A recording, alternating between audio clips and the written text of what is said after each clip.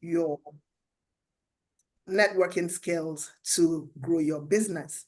I think that's a topic that speaks to every one of us. This is something we need and we embrace in our daily lives, in our business, in our homes, in our career, everywhere. It's all about networking.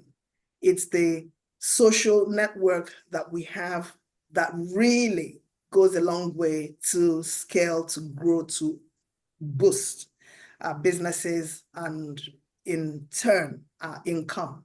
And I know that Dr. Toyin, Mary Kay expert, can testify to that, because without the customer, then you really have no business. And without the network that you have, then your business really cannot progress on the level that you'd like it to, because these are the people, the dynamics that really come together and play to enable us to move to the next level. So Rebecca is going to be talking to us today on this very, very germane, important, very useful topic that we all need to hear. So I hand over to Rebecca to talk to us on how we can leverage our networking skills to grow our business. Over to you, Rebecca.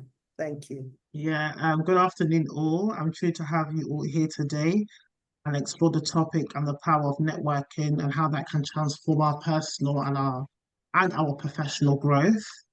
Let me share my presentation slide. The topics that we'll be covering today is what is networking? What does networking mean? Different forms of networking, the power of being part of a conversation, think global, and then also I'll be sharing some real life case studies of mine, the power of waiting in the game of business, the season of sowing in business, and the season of reaping in business, and then questions. So those are the topics I'll be covering today. So sorry. So what is networking? Networking is a process of creating and developing and maintaining relationships with people who can assist in achieving personal or professional goals.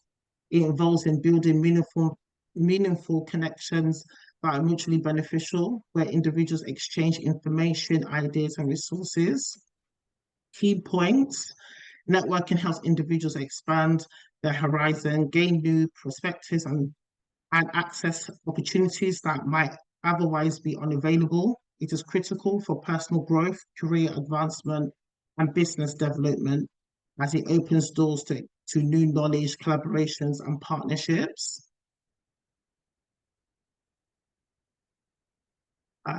What does networking mean? Networking is both personal and professional context, means building relationships that are valuable over time. It's more than just meeting people. It's more about connecting with others in a way that can lead to collaboration success, whether that is sharing knowledge, finding opportunities, or supporting each other's growth. There's business context, personal context, and there's an example. So when it comes to networking in a business context, often it's the bridge between individuals and opportunities such as partnerships. Networking doesn't also have to be something that happens at a physical event. It can also happen online. Personal context, it can happen, within families, neighborhoods, circle of friends. And the example I've shared here is a startup entrepreneur might network with investors and industry experts to get insight and funding for their ventures. So when it comes to networking, it's very important to look at have the big picture in goal, and also have in mind, like, if I'm coming into this particular space, why am I connecting with these people? Sometimes in the area of networking, what we come across is that we feel like because we are early stage of our businesses, we are too young, or what we have in our like it's not yet even a business, it's just an idea. And we're meeting people that have years of experience and we feel like we shouldn't connect with them because we have nothing to offer. But I feel like even if you're at that stage, you can still build you can still have those people in your circle because later on you will need them. And later on in my slides, you'll see examples of the communication I've done with certain people and how that has led to success over time. Um, Different forms of networking. Would someone like to read this slide? Ooh, We got professional networking, yeah. social networking, formal networks, informal networks. Yes. So different forms of networking, as I said previously, it can be online or in person. Um, Professional networks, as I said, it's very industry focused. For example, I'm a member of the International Cotton Association. So that is a very industry focused, specific focus on a particular commodity. So everybody that is in that network either produces cotton, sells cotton, or buys cotton on a global level. So we have people, from all over the world that trade cotton are in that space. So that's an example of a professional networking. Social networks elaborates on social platforms such as LinkedIn, Twitter, Facebook. These are also fantastic ways of connecting with people globally to actually see what other people are doing in your industry, but in different countries. I recently connected with a lady that's based in Greece, and she connected with me because she was following my story about cotton. And we actually we set up a Zoom meeting, and little did I know that, we're literally at the same stage in our businesses, but just operating in two different countries. We were discussing our challenges, and we realized that our challenges are very much the same. And being females in the industry of cotton, the only difference is age, and I'm doing it in Africa where she's doing it in Greece. So it's also nice to know that, you can share your burdens with just having a conversation with other people, and we connected on LinkedIn. So social networking is also a very powerful tool. Formal networks, industry groups, chains of commerce, association, that also comes that the people that fall into that category are usually, I call it more government bodies, the Ministry of Trade, anything ministry, or which I feel like it's also you need them, you don't need them in a sense of, like, if you're discussing anything global trade, anything you're dealing with, any commodity that needs to be exported from country to country, you will need them to come to play, because most of these people, create policies that governs trade, or governs majority of the time your commodity of interest. Informal networks, is, I don't really go to much of them myself. They're also still very strong. Social events, you can actually meet a lot of good relationships on a site called Meetup. They usually have small networking events that was usually free, sometimes over a drink, discussing different subject matters of your interest. So they're really, really good, and a powerful tool to actually network with people that are like-minded in your industry, and sometimes even just socially, and you get to know what other people are doing, which can obviously form to collaborations and so forth. Um, this is we're moving on to the participants tonight on the panel being a part of the conversation. This is literally the best part of, this is what actually led me to being a speaker at the World Trade Organization. I will read this slide and I will go on later on to explain the beauty and the power of being a part of a conversation. So being a part of a key conversation, whether it's in your industry or amongst peers, gives your insight into what's happening and the chance to influence outcomes. When you contribute meaningfully, you position yourself as a thought leader or an expert, which is so true. Engagement, being actively engaged in discussions, you increase your visibility and credibility. Others begin to recognize your expertise and contributions, which can lead to opportunities. Listening is equally important to listen. Through listening, you understand the challenges others face and can offer help or solutions.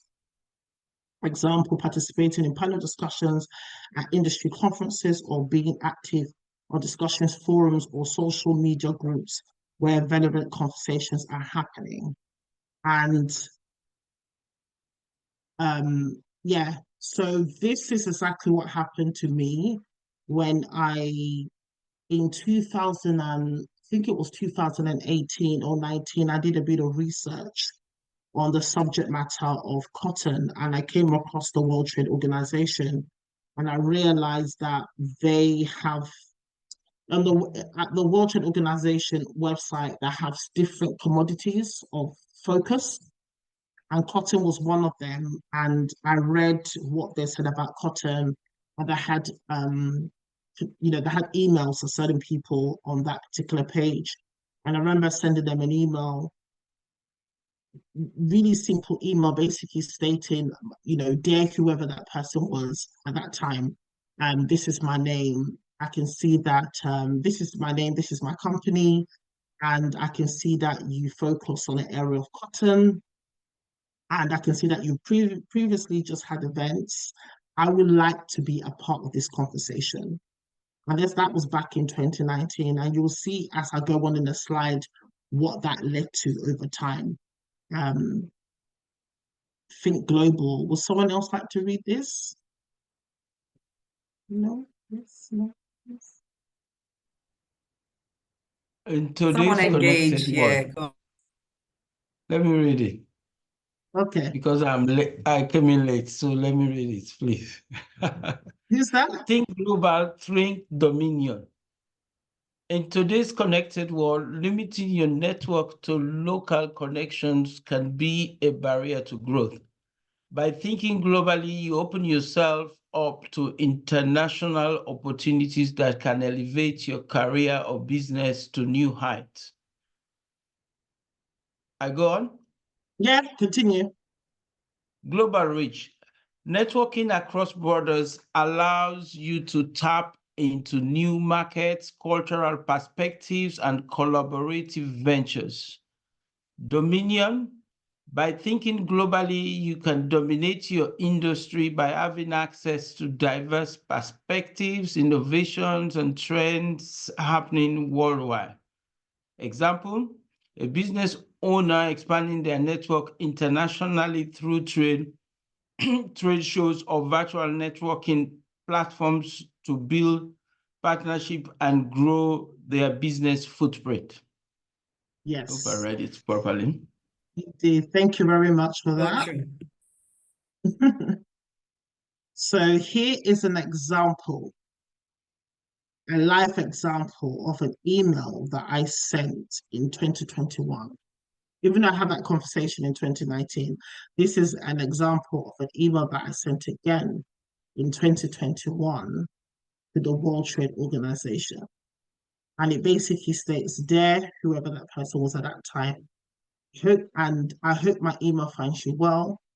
My name is Rebecca Osewa. I'm the founder and CEO of Yield Initiative. I have taken a look at the World Trade's website and I've seen that cotton is a subject matter you focus on. I would like to be a part of this conversation. And this led to a Zoom meeting with what was discussed was how things work at the World Trade Organization and how I will need national level experience before I get involved in international engagement. Yeah, so that was the summary of my initial conversation with them in, virtually, because actually at the peak of COVID, when we connected. And then what I actually did, because based on what they said, I had a lot of work I had to do on my side. So this was my response back to the World Organization in 2022. Should I read it or someone like to read it?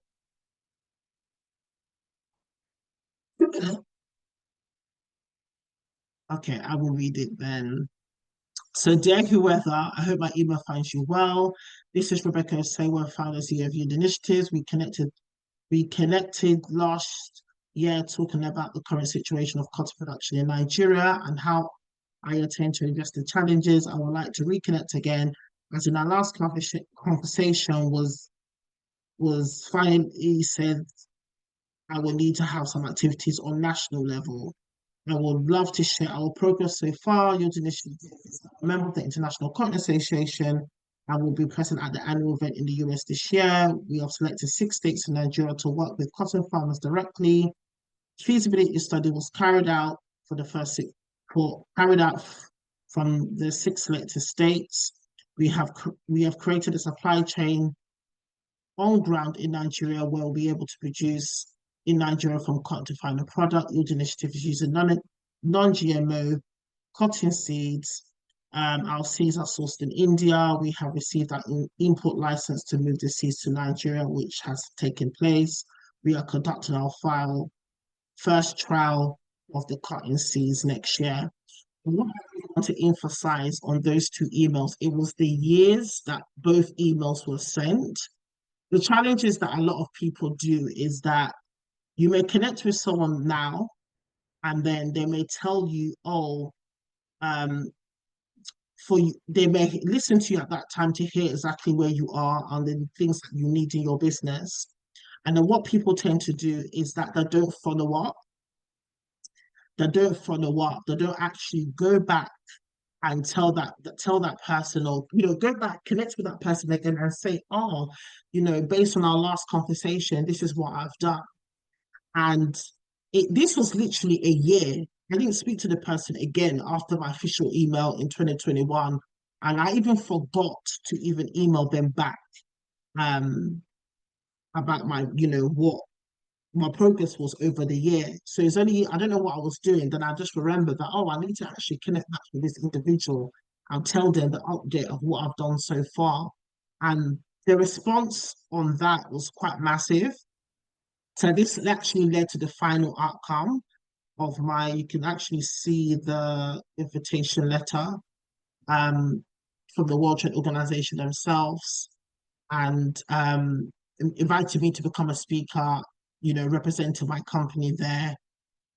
If you want to read it, you can read it. It might take too much time to read it now, but I will definitely share this presentation where I was invited to participate in this high-level discussion.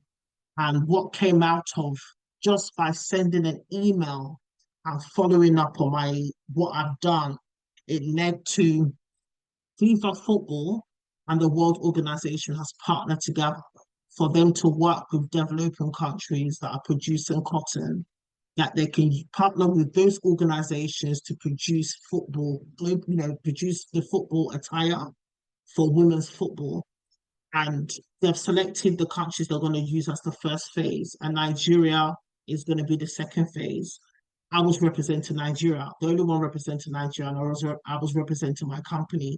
So you can see the power of just sending an email, having a meeting, following up, even after a year. So a relationship was built over 2 years, which led for me being a speaker, which has opened me up to a potential global opportunity. And I have those relationships for life now. Do you understand? Because of just a simple email that was sent. And that's why I keep saying that I've received big opportunities cheaply just because of relationships. But obviously efforts had to be made through obviously getting to work. You know what I mean? Over the year I was very busy. And, I also showed that I'm serious, I'm consistent, and, I'm in business in what I'm trying to do. And then recognize that, and that carries weight. Even if you're not making money, it carries weight, because it's like, why does she keep doing it? She's still doing it. Many people would have given up or chose something else to do or got distracted along the line. And, but just despite even that response of email and all the activities, as I read previously in the other slide, gave them a lot of confidence to be like, oh, wow. Oh, Rebecca, it was nice to reconnect with you again. Thank you for the update. I can see that you were busy. And then I was actually on my way somewhere outside and I got an international phone call from her PA that they would like to fly me down there to speak. And then the letter came through to me. So that's just an example of networking and following up your conversations that you've had with people. So the task for you today will be, what conversations have you had with people that you actually need to get back? You actually need to go back to those people and reconnect with them and actually say, based on what we discussed last time, this is what has happened over time, because you don't really know what could come out of it. So this is a second example. This is a recent example of a partnership that I recently established with the NHS in East London, Homerton. I'm more than happy to read this. So, dear, the person's name, I hope my email finds you well. My name is Rebecca Osewa, property manager at M&R Property Management. Your contact was passed on to me by somebody at the Homerton NHS. I'm a property manager over various properties across London under M&R Property Management, which is the business I run and own. There are cases, I have properties in my books where the landlord is seeking for healthcare professionals to be their long-term tenant. I was wondering if there's a way to build a working relationship with you, where I would regularly be sending you available properties for staff at the NHS. And that was just another case scenario. I connected with somebody. I had a conversation with a lady who knew that I was in property. Little did I know she was a nurse. And then I was like, oh, you're a nurse. Then I got talking with her further, and I had the idea came to my head that, okay, I manage properties. Do you know if there's a way, do you know if there's a need to house finding accommodation for healthcare professionals? And she said, oh, she's not sure. She'll email a colleague of hers at a trust that she used to work for. And she copied me into the email, and I actually sent this email. It was just an idea. I didn't even, and reality, let me be very honest with you, this wasn't my real life case. So I didn't have multiple properties on my table. It was just an idea I had in my head, and I had to present it as if it's a real life case study, and to actually get her response. And then you'll see in the next slide what her response was. So if you look here on the left, this was her response, and you get to see my reply. So she basically said, dear Rebecca, thank you for your email. We will be interested in building up a relationship with you, as it is something we are lagging in our portfolio of offerings for our staff. So you can see that. And I always think about it today that if I didn't send that email, then I was just thinking, like, that would be it. Like, I wouldn't go anywhere. I'll just be stagnant. So I had nothing to lose by just being very, by being very direct and being very specific in what I wanted in an email and what I was offering, and actually seeing if that is something that she actually needs. The worst thing that she could have said to me was, oh, dear Rebecca, thank you for your email, but it's not something that we do. Or thank you for your email. This is an area that is covered by the NHS itself, or whatever. Like, it doesn't take anything from me. But it led to a relationship, right? So this is my response to her. So I said to her, dear, her name, get my email finds you well. Thank you for your email, and I'm highly interested in building a relationship with you. Should we schedule a meeting next week to meet? I am happy to come up and meet in person to have more of a background knowledge of what is really needed.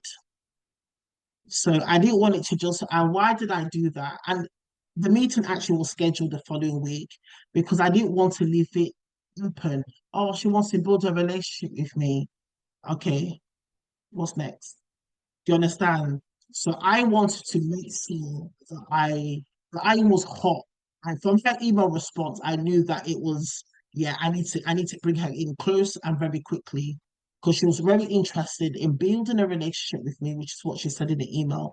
And she talked about we are lagging. Lagging is pretty much struggling in our portfolio of offering to our staff. So I was thinking, I'm going to help you take that burden off you.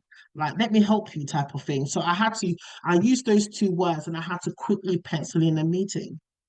And that's what eventually led to this. So someone else could read this.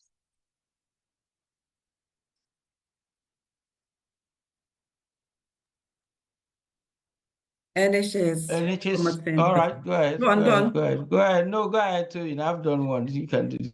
NHS Homerton is pleased to announce our ongoing partnership with Rebecca Osewa, founder and CEO of Emerald Property Management Limited, to provide suitable accommodation for our people.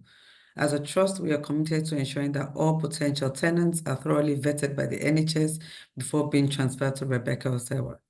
This partnership is established to meet the trust people's ongoing accommodation needs. Should there be any changes to our working arrangement in the future, Rebecca will be responsible for communicating these updates to all landlords. That's the final outcome of just by sending an email. I didn't have to do gymnastics. It was literally an email conversation through somebody that I've never met in person. So she connected with me through Facebook. So I gave her my number and she called me. So I don't even know who that person looks like in flesh. I asked her a question. She copied me into an email.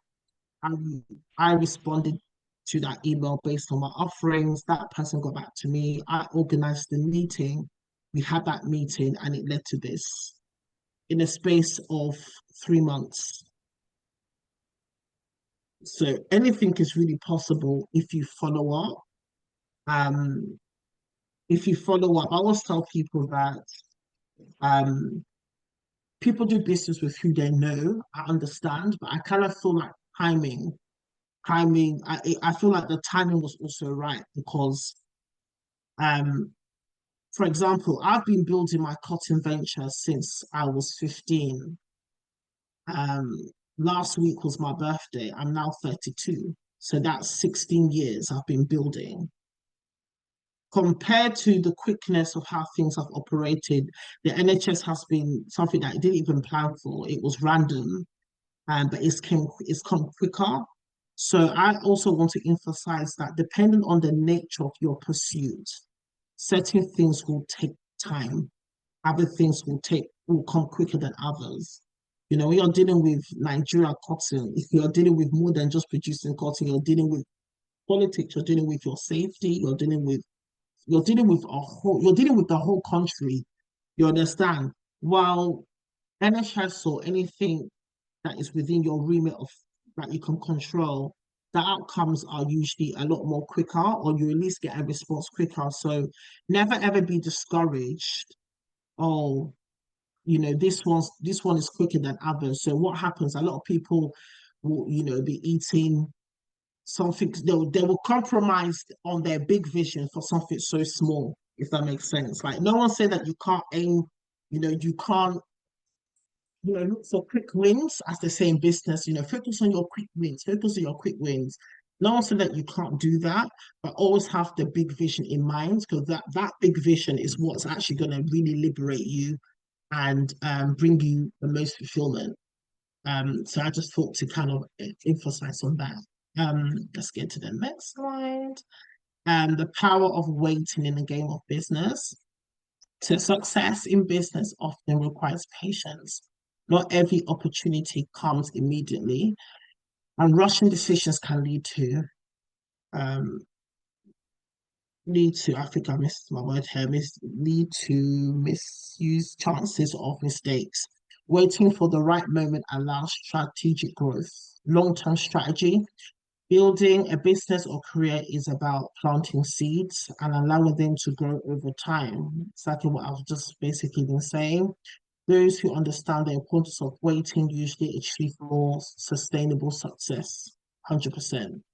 Example, in negotiation, waiting for the right deal rather than settling for the first often can often result in more favorable terms. I totally agree in that. Totally agree. The next slide is the season of sowing in business.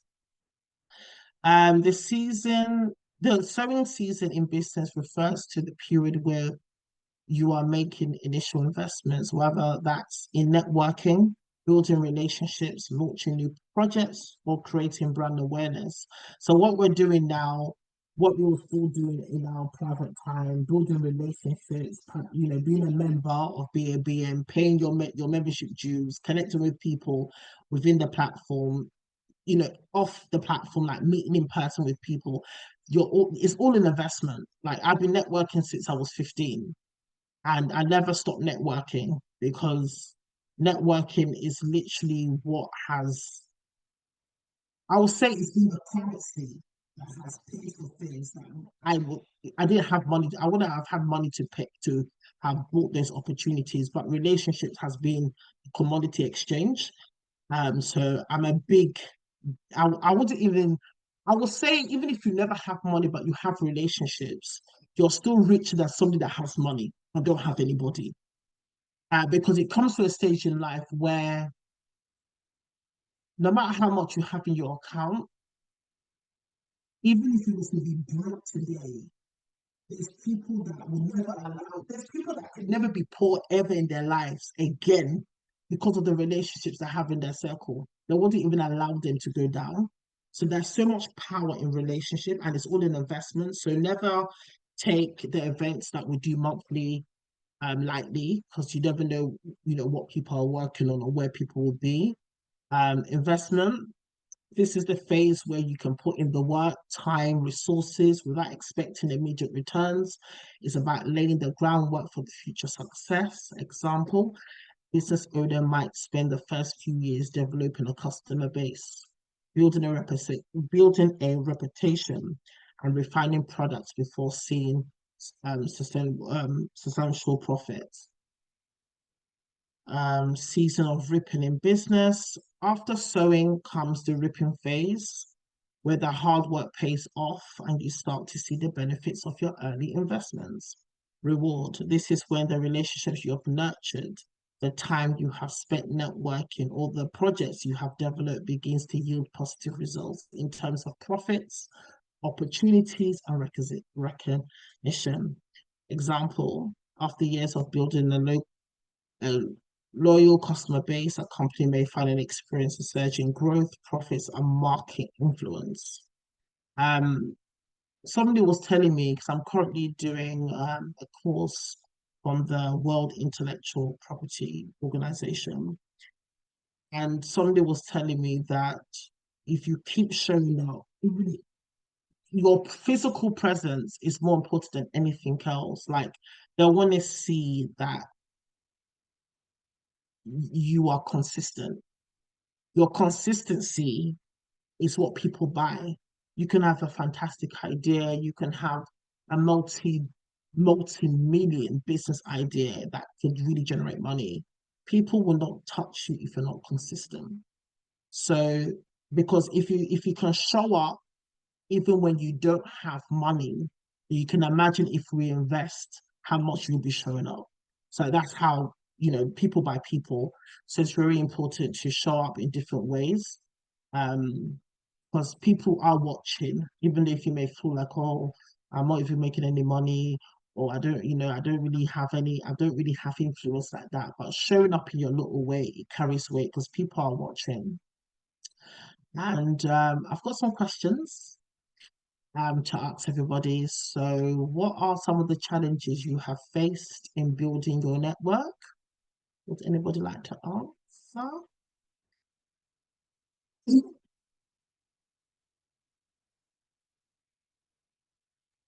What are some of the challenges you have faced in building your network? Hi, Rebecca. So I'm not commenting specifically on the question, but it was just to make a few comments in relation to what you have shared. Because you know, we look at these topics and we think, oh, networking, it's about meeting people. We do this all the time. Of course, I know what to do, but you have shared very, very useful information that when processed, we find that we probably have not really been doing it the right way. Exactly. You mentioned a word that is so key, and that is consistency. We all need to hear this all the time, that the Yes. currency is really consistency. When you continue, because they say practice makes perfect. And this is what Yes. consistency is about. So when we keep doing that thing over and over and over again, we get better at it. And that is how the Yes. excellence then comes about. 100%. And when we are excellent in our service offering, there is no way that we cannot succeed. I think it's so Yes. basic that we will Very. definitely succeed if we are offering our services excellently well. Because it means that in that market, if they're looking for people who can offer that service to that level of satisfaction, then people will remember you because you have been doing this thing so well. And then I also Exactly. picked up what you said about just keep trying. So don't give up, because it's very easy to give up. You know, the way you went back, just an email, but you followed up. And this is one thing that I even said to myself today. I said, I don't follow up. We need to follow up, because To it's follow up. following up that those opportunities are created, or they just, you know, come up, because we Yeah. never know what could happen next. So I'm just Yeah. so excited. Honestly, thank you so much for sharing. Anybody with the My pleasure. challenges? Anybody with the Anybody? challenges? I think Al Thank you. Hassan, this Definitely will, want to say yes. something. I know Rebecca knows the kind of questions I'm going to ask, because I've been following you, Rebecca, on your Cortine business. But exactly, it's which you know, I'm just asking, which one of these two? I mean, from the presentation here, I see you are involved in Cortine, as you say, for a while now. And you're also property manager? So, property management. I do that in London. Management. All right. So what's your occupation? Which one of them occupies you, your occupation right now? I'm known in the business world as a cotton producer, so cotton is the forefront of what I'm known for. All right. But I do property when I'm in London. I don't do that In in London. Nigeria. I Okay. do that in London, yeah, which is where I'm based now. So that's what I do now when I'm here. But I showed those two businesses as life examples of what the power of networking can actually, like, having a conversation in those two different spaces, and what opportunities has actually come out of it. So that hence the reason why I decided to show both examples of what I've achieved in both spaces, just because based on networking, based on using the tool of networking. So yeah, Okay. I could have even showed, because I would also do a cleaning service. I could have showed that, but I kind of felt to show the two ones, because I kind of felt like if I didn't show an example, it could have just been, words. But I feel like what people need to see is life example of, oh, Rebecca interacted with so at the World Trade and it led to this. Rebecca interacted with the NHS body and it led to that. So Yeah. showing those life examples were important. No, it's good. It's good. I mean, I must commend you. I mean, it's good to also be to be diversified as you are, because I mean, you're using your networking skills from the that you've been building up in the Cortine and now applying it, and you are able to follow up on the network with NHS. For most of us, we are stuck in the in one specific area. For me as an accountant, it's one area that I'm stuck with. Sometimes the problem we have in networking for accountants, per se, we just exist there with time, we build up our clientele. And then the problems with networking it actively in the manner that you do it for the courting side is different from that of networking for a person like an accountant like mine. But yes, we do have room or avenues to network as well. But sometimes I was just writing down some of the things that hold us back from networking in such a manner. One of them is we're bogged down with the occupation, what is occupying you. It doesn't give you room. You kind of get stuck in that career and you get stuck in that occupation. You don't have time to free yourself to go out and do this networking. Like you say, there will be some meeting in Geneva, there will be some meeting in Nigeria, you have to go there, there will be some meeting in the UK and you have to be there. So yes, that time of networking when you are bogged down, if you are a nurse or you're an accountant, you're bogged down by your shifts, bogged down by your work, it makes it hard. The other thing though is, yes, family commitment as well. I know you're young, very young compared to myself.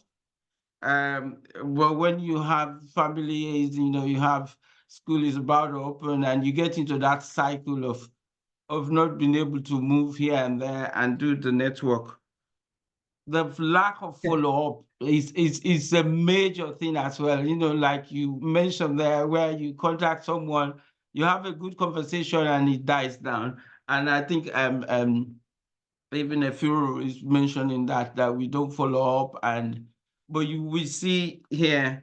Then the other aspect is the capacity, because you don't want to go network and something come up your way. Let's take, for instance, the NHS thing. It comes up and then you've done the network and then they realize you don't have the capacity to do what you say. So it's something, again, even for myself as an accountant, there is a limit as to, well, I limit myself in a sense, but so that I'll grow a little bit in a linear manner than in a very, especially when it involves myself to look at every account that comes out of the farm. I want to be sure I look at it and make sure the quality is good. So there's a limit as to how much I can dump on myself. So sometimes I limit my networking due to existing clients' recommendations per se. I've just noting that anyway. All right. I mean, this is just note I see from networking, but I believe it's not a question, but it's just comments from what you have said. Yeah. Yeah, to feedback to some of the points you mentioned. So the first thing I will say is being intentional. I used to be a healthcare assistant.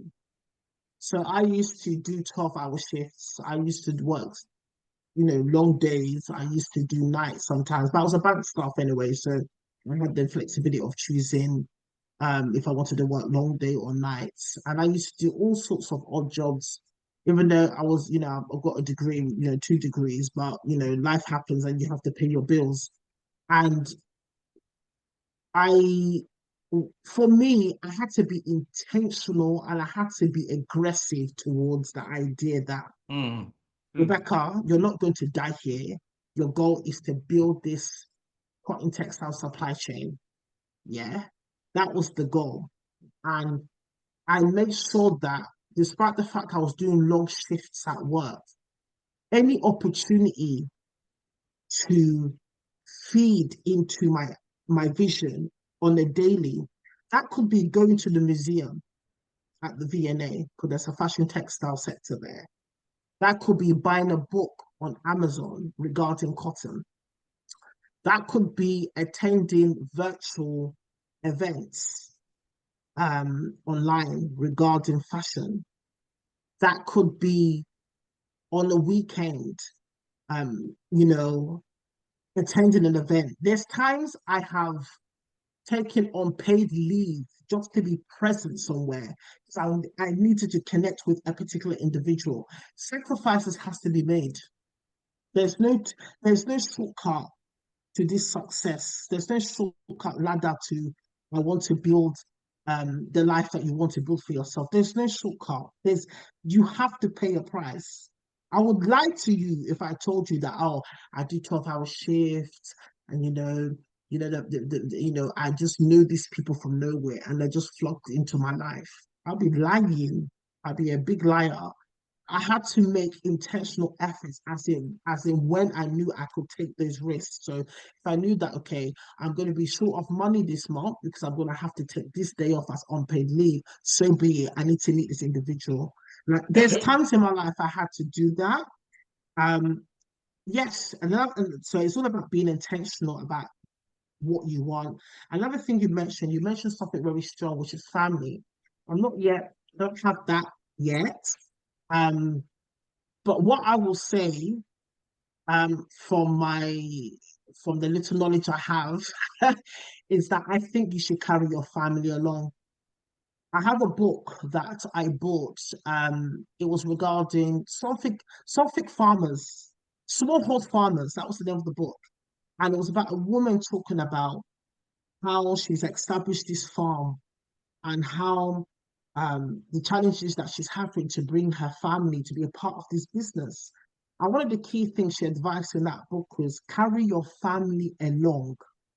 I said, Rebecca, you're not yet married or you don't have kids yet, but this is what you need to be knowing now. So when these come, get them to go to the farm, like literally let your family be a part of what you're doing. Communicate your vision to your children, communicate your vision to your wife.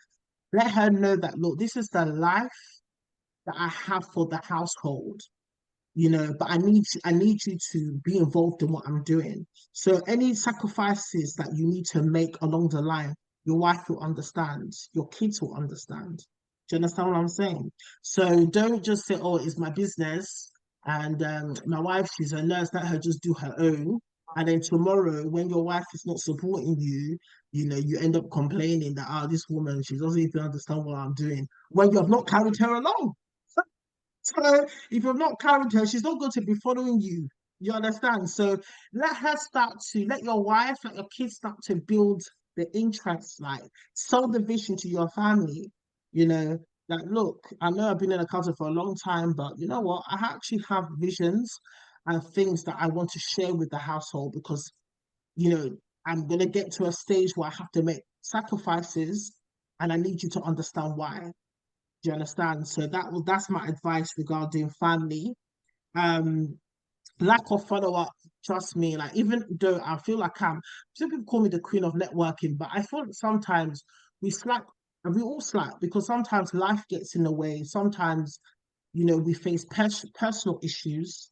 You will never believe there was a time in my life where my personal life I had a lot going on with family and stuff, and 2 years I didn't connect with anybody. I was just focusing on my daily survival because anything networking or anything business was not just a priority at that time.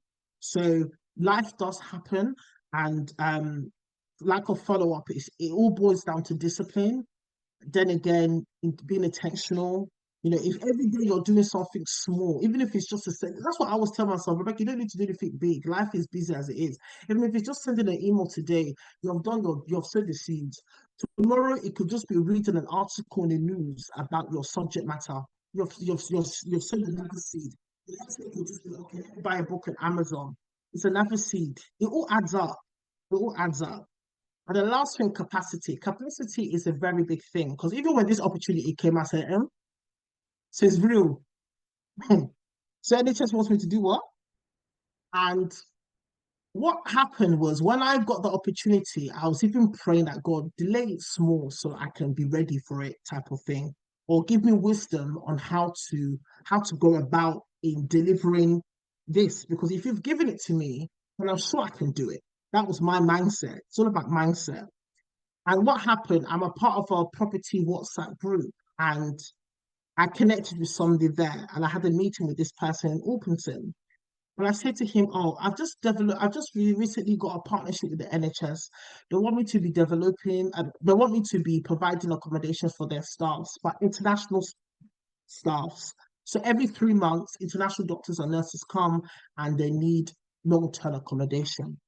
But I don't want to be using spare room, open rent, estate agents. I don't want to be going through that because they're very sensitive on their website. They can block me out and all those things. And I don't want, because I'm dealing with volume, I don't want to be talking to 1 or 2 landlords. I need like to be, talking to like at least 400 every month. I need to be talking to at least 100 landlords a weekly. Like, how do I get this?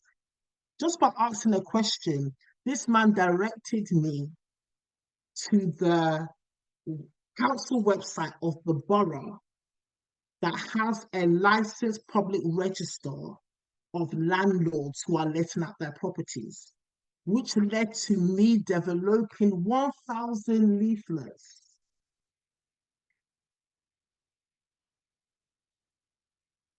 Letters that I still have to post, 1,000 at once, to landlords who are leasing out their property in that area. And I said to myself, if I never asked that question, would I be helped? I would have just been like, I've got NHS partnership and so what? Do you understand? So by asking that question, I literally came and I said, God has answered my prayer now. Because now I have a portal of landlords, that I'm just constantly good. And that NHS letter is an endorsement letter that is going to be going along with this leaflet. Because that could be anybody. Do you understand? But getting an NHS letter is like an endorsement. And just by asking that question and just being vulnerable and saying, look, I just got this partnership and I want a portal of landlords that I can be regularly communicating to and be doing that marketing, who I am and blah, blah, blah. He directed me. And now all I need to do is repeat that in another borough, So when it comes to capacity, to handle capacity challenges or to minimize the risk in capacity is to be vulnerable. Learn how to be vulnerable in business. There's no shame. Oh, you got partnership and so yeah. Do you develop houses? No. So by me asking the question, that literally broke every insecurity, broke it down completely. I'm like, wow, I feel like I'm in gold mine. Do you understand? Because now it's like I don't need to be talking to 1 or 2 landlords on open rent or spare room. I'm talking to 1,000 landlords in 1 month just because I asked the question. So out of the 1,000 landlords of letters that's been posted out, a lot of them will come back and say, okay, Rebecca, I've just received your letter, blah blah blah blah blah. Then I will be able to complete. Then I will be able to meet up with the capacity of what the NHS wants. And I've also explained to the NHS as well that at this beginning stages, can we start off with small units? I may have more than what they want as well. Can we start off with a small units of properties? Let's say 100. And then over time, we can build as we now refine how this model is going to work. They said yes. So there's nothing wrong in asking questions, being vulnerable. If you don't know, you don't know, but you will never know if you don't ask. What's the worst? You know what I mean? So always ask questions because we don't know everything. You just don't know everything. And there's people that, there's always someone that will know more than you anyway. So you might as well ask the question, because if I didn't ask that question, that is literally what builds my business activities. All my business activities that I do, oh, I'm doing leaflet campaigns, oh, I'm doing this, I'm doing that. It's all because I've asked questions. And that's what generated this business at Task. I would have never been bold enough to get 1,000 letters of my endorsement letter printed off if I didn't ask that question. So you can see that anything is possible. I hope I've answered well. Thank you. Very good answer. Thank you very much. But finally, anyway, before Are you a cotton trader or are you a cotton farmer? Cotton farmer, I produce cotton. But all right, so you're a cotton farmer. So you sell the products that you farm yourself, or do you to the international market, or is it you sell to traders that then sell onwards? No, it's to when it comes to cotton production, I'm at the first stage of everything I'm doing. So last year I conducted my first pilot project. So when it comes to cotton trading, it's the US. I have a partner in the US who wants to buy cotton from me, but I'm not at the capacity for exporting at that level. So I'm selling for the export market. That makes sense at this stage. All right. Anyway, I'll still need to get that one-to-one with you anyway. I haven't given up. Follow up, which I have to do with Rebecca and I have started talking about cotton before. But I'll follow up after this meeting. Definitely, I will do that. All right, then. Thank you very much. Yeah. No problem. Thank you. It's just been fascinating, honestly. I know. I've been It's beaming so with it's so smiles, wonderful. you know, and you know, this is her speaking to us about her personal experiences. You know, this is not coming from a book. She hasn't made anything up. She's shown us the evidence. This is what she's actually been through. And it's just so beautiful, you know, the Yes. following up, being persistent, being consistent, not being afraid to ask questions, take the opportunity and go to that event. But like Al Hassan said, we all have challenges, especially with time. It's so difficult if you're in, you know, regular work to find that time to go and network, to go to that event and that event. And I know that that is definitely a problem for me, but that's really the way to go. You know, so it's just been a lovely, lovely session. Does anybody have any questions for Rebecca? I was just going to say, Okay. I was just going to talk about when she talked about challenges one faces in building a network. I think, especially in the Black ethnic minority, we need to understand that we actually have a certain mindset where it's almost as if you shouldn't tell anybody what you're doing. And so sometimes that actually holds people back for actually going out and engaging and putting themselves out there. There's also the mindset where people think, oh, they'll think I'm being proud, or they think I'm showing off. And I think once we're able to dispel this mindset that networking, we're actually social beings, and sometimes you need to drop this cultural mentality that we've grown up with and say, you know what, it's okay to have a conversation with people. You cannot run a business on your own. You cannot be successful on your own. So you need people. And part of the challenge is teaching people in our community how to communicate effectively so they can actually get what they want. And that aspect of being intentional is also very important.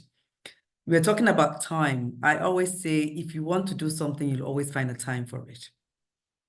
So I don't think time is a problem. It's what importance you actually attach to that thing that you want to do, because you will always find a way. I always say, when a woman wants something from her husband, she will find a way.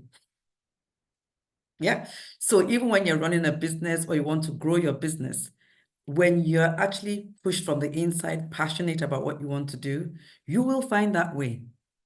I found that way because most people expect me to be a consultant in the medical profession, but I chose not to be a consultant because I had other things I wanted to do.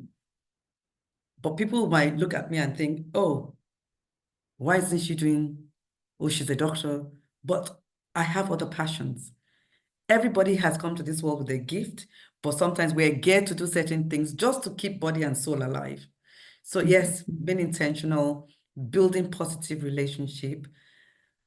The question of, oh, I'm too shy, you can actually overcome your shyness. Shy people can be rich. They just need to learn to communicate effectively. That's all they need. So that's what I'll say. So yeah, thank you so much, Rebecca. That was awesome. Awesome, awesome. Yeah, I think Joy, do you want to say something? Her hands up. Yeah, sorry, Yes, I joined. And Lillian, say something. I've got my little boy. Yeah. Some noise, please. Yeah, just want to I got some few things to say, which was good. So this question we have on the screen, the third one, have you answered it? Did I miss that?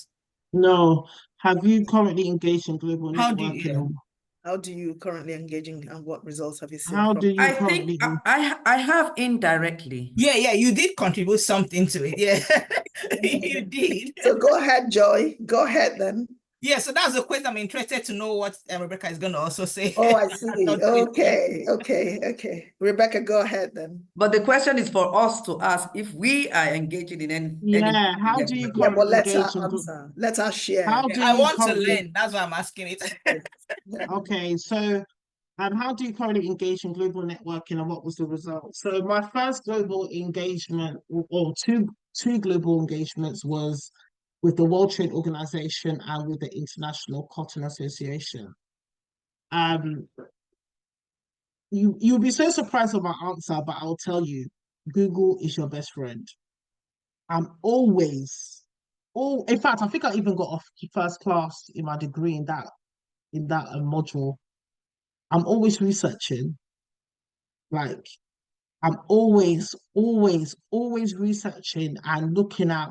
I'm always looking at what the World Bank is saying about my sector.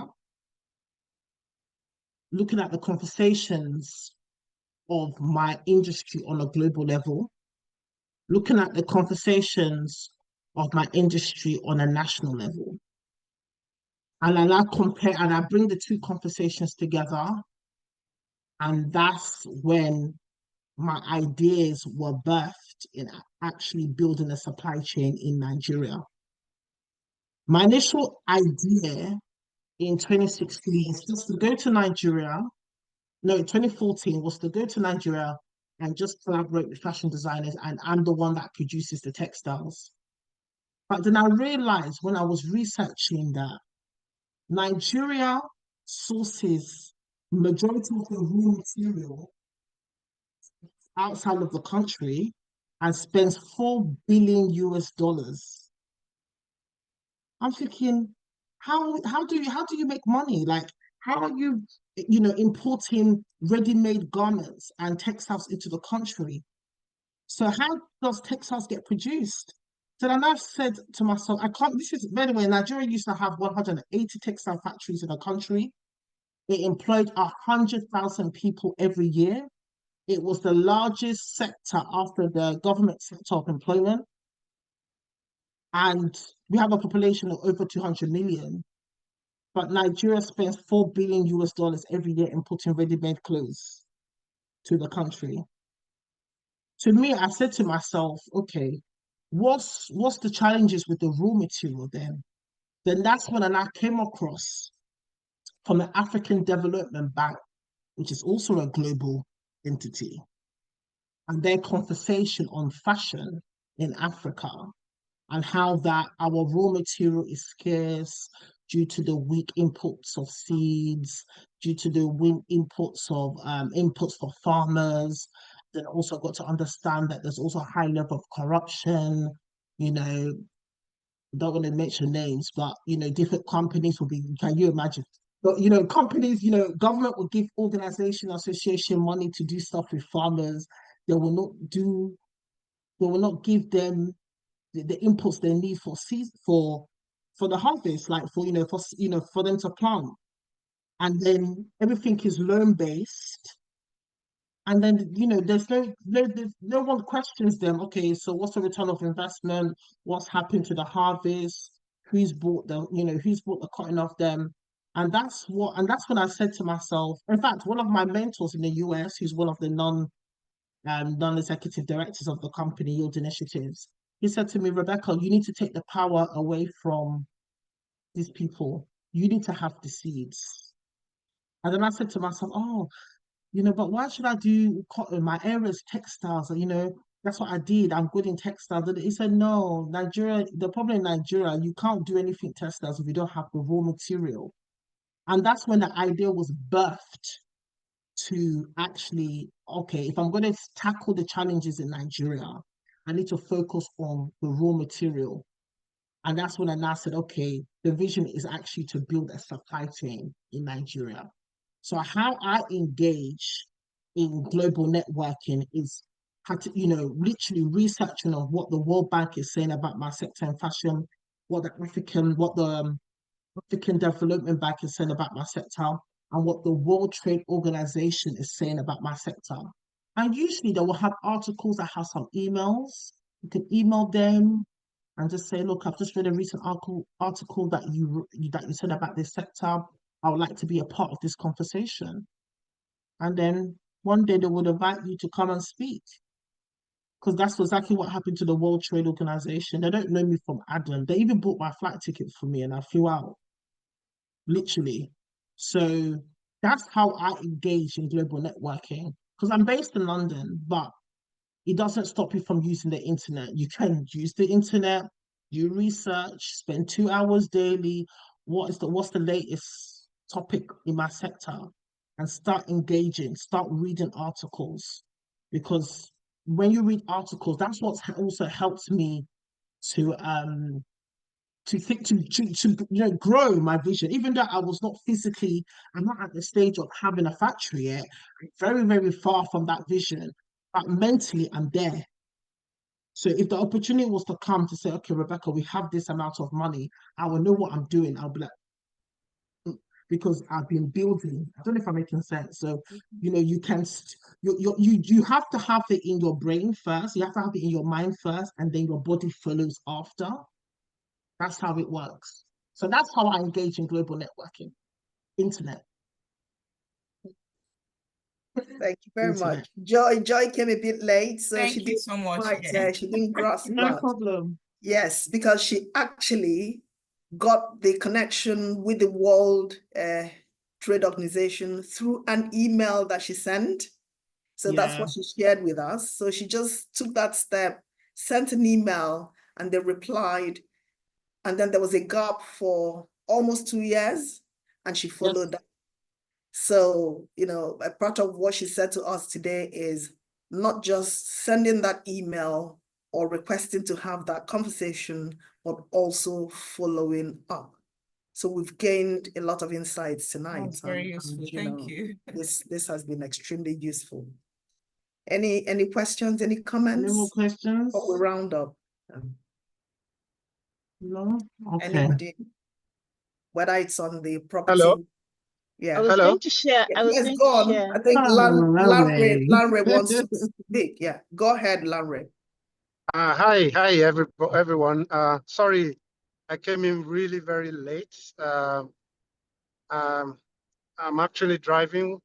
Had to go and pick my wife from the airport in Luton. So what I just want to say is, to really commend Rebecca and her, tenacity and, commitment. I know Rebecca to some extent, and I know how she really goes after things. I just want to lend my voice positively to, if nothing, but only to just encourage her more to keep going, And I think there are even bigger breakthroughs, in future on your path, really. The consistency and the tenacity, the persistence, I'm really, really happy that they're beginning to really yield, big fruits for you. So well done, Rebecca. Thank you so much, Lanre. I think Lillian wanted to say something. Oh, Yeah. hi, Lillian. Yeah. Hi, I'm in the car as well, and I don't. Tony always Hi, Lily. invites me. Hi. You always Thank you invite for me to things, coming. and I'm always too busy to attend. Many very quickly, your story, Rebecca, is really inspiring because I remember in 2014, my mom passed away, and I had taken voluntary redundancy from my HR. The opportunity came about. I was working for a local authority. So I didn't really want to go back into HR. I thought I'm going to just start my own business. So Uganda and Rwanda have really wonderful artwork that they then frame. And I had seen something similar in John Lewis, and it was just nothing compared to what we have. And I thought, why can't I import what we have in Uganda and have it sold in John Lewis, TK Maxx, and everything else? So I went over to Uganda. I collected some samples. I emailed a whole bunch of people on LinkedIn to find who the head buyer was for John Lewis, so that I could show him a sample. I eventually stumbled on the buyer for the Premier Inn. He then said, yes, yeah, interested, why don't we, send me some samples and whatnot. And then I got cold feet because, like you said, life got in the way. It was now nearly a year I hadn't been working. All my redundancy payment was slowly disappearing. And my husband was like, you need to get a job. So it's sort of, I've always been almost like, when you regret and you think, why didn't I follow these things up? And so it was really, a sort of sad moment to hear that you've persisted, since you were 15, and now things are sort of coming together. So, as with all these things, you said, patience and, never give up and stay focused and everything else. But the reality is it is difficult because even when I got the samples, some of them were destroyed in the whole shipping process. I didn't realize that the customs in England and everywhere opened the packages. And so, of course, in the opening of the packages, they further destroyed, some more. And so I was just so frustrated. And of course, my husband kept saying, Lillian, I just don't know why you think this would be, go back to your career that you can do. You don't know anything about business. Business is not easy. It's not, So family, like you said, you really need your family to work with you, at least to support you or to encourage you, because of course you will be discouraged a lot of the time when things don't go well, as they will do inevitably. And so you don't want to really be fighting. So my lessons I took away that, right. Of course, you need your partner too. I sort of thought I need a sort of other income, because when the business is slow, you still need to pay the bills. So so I had to go back to the HR for the side hustle, to carry on. But yeah, that's all I wanted to say. Thank you. Well done, and keep going, keep going. Thank you so much. Nice to meet you. Likewise. Take care. I think what Lily shared is just so inspirational for me as well. Can I just ask, if you don't mind, where are you with this venture? Did you abandon it completely, or is still work? I completely abandoned it. So all the artwork that I had brought with me, I sold to family, friends, and some of it is just hung all over my flat so that I can look at it and admire it. And if people come and say, "Oh, Lillian, that's really wonderful," I say, "Yeah, I'll sell you one of these. Here you go. I'll give you one of these. There you go." But I realized I had even actually gone as far as contacting a manufacturer here. I thought, all right, if importing the artwork all glass framed means that the glass is going to break, and that's difficult, why don't I find a manufacturer, someone here? I'll import the artwork, because they're made of the small baskets. Some are animal wooden stuff. So I said, I'll show them what it looks like from that when it's made in Uganda, how beautiful it is. Can they put it in a glass frame? And then the costs of that started to look prohibitive, because I thought, if it's made in the UK, of course, then they're going to charge an arm and a leg. And therefore, how much can I sell it for to make some sort of profit? Because obviously, John Lewis, when I was looking at what they were selling, the prices were, 40 quid, 25 to 40. So it can't be any more than that. And they're going to want the volumes. So I think I kind of panicked at the scale of what it needed to be. And Yeah. perhaps if I had Yeah. persisted like you, Rebecca, and done, just found a mentor, someone who is going to encourage me here and say, Yeah. actually, you can do it. Try this, try that. That I could talk to on a regular basis and be encouraged. Perhaps I might have persisted, but I Yeah. just sort of gave up. And of course, Toyin was saying, Lillian, get it back into your Mary Kay. Yeah.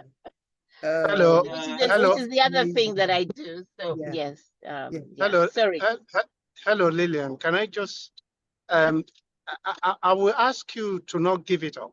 Yes, I I think will so. actually, sort of encourage you to go and find that email and see if you can resuscitate it. With you the know. Premier Inn. I thought, yes, Yes. they could have Ugandan then- network in the Premier, in all Premier Inns. Yeah, and then you know what?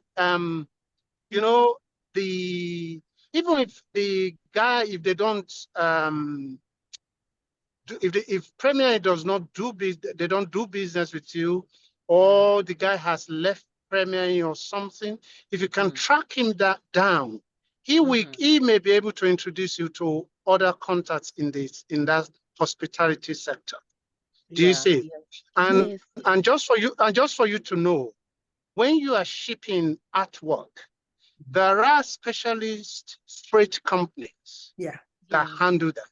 Yes. I was just That's going what to say you that need to because use. we've got That's some what from you South need to Africa. use. Yeah. Yes. Okay. That's what you need to use. I was You going to don't say that. ship Yeah. artwork as a Just- normal freight or as a normal parcel. No. Yeah. Okay, And, there you go. and when they are samples, they will be labeled as samples. So then you don't incur too much charges, So you can resuscitate it, You can resuscitate it.